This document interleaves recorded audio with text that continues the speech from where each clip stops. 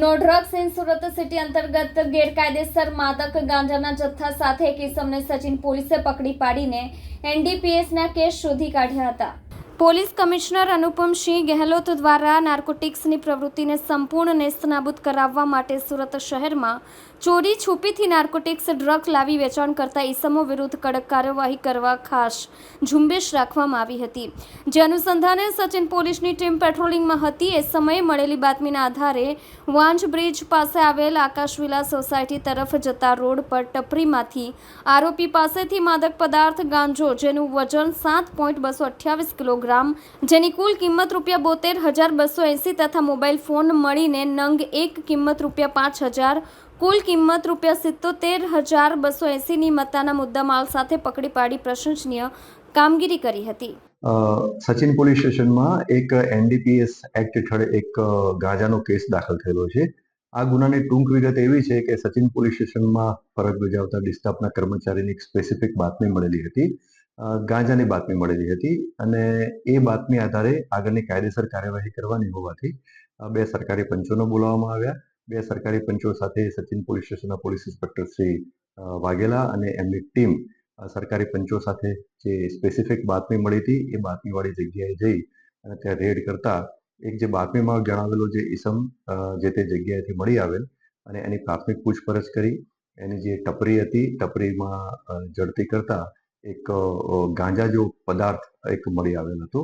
જેથી આ પદાર્થની પરીક્ષણ માટે એફએસએલના અધિકારીને સ્થળ ઉપર બોલાવવા માટે જાણ કરવામાં આવી. એફએસએલના અધિકારી સ્થળ ઉપર આવ્યા અને એમની પાસેની જે કીટ હોય એ કીટની મદદથી એનું પરીક્ષણ કરવામાં આવેલું અને પરીક્ષણમાં એ જે વનસ્પતિજન્ય પદાર્થ જે છે એ ગાંજો મળી આવેલો. તો જે આધારે આ ગુનો દાખલ થયેલો છે.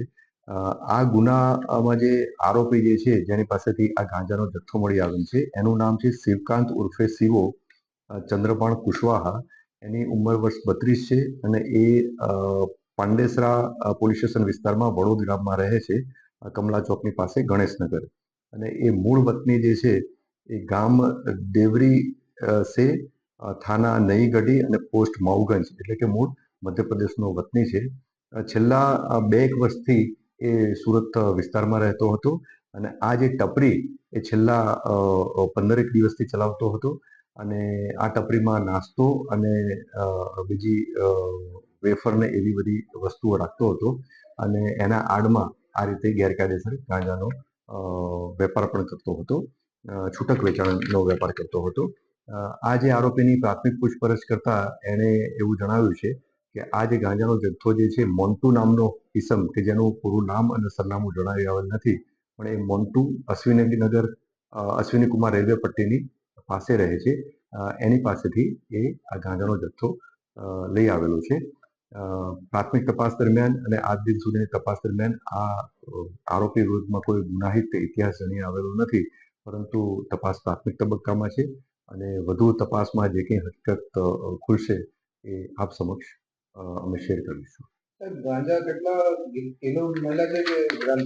હા, આ જે ગાંજાનો જે જથ્થો જે છે કુલ 7 કિલોગ્રામ અને 228 ગ્રામ મળેલો છે, જેની કુલ કિંમત જે છે 72,280 અને એની પાસેથી એક મોબાઈલ મળેલો છે એની કિંમત 5,000 એમ ગણી અને કુલ 77,280 નો મુદ્દામાલ તપાસ અર્થે કબજે કરવામાં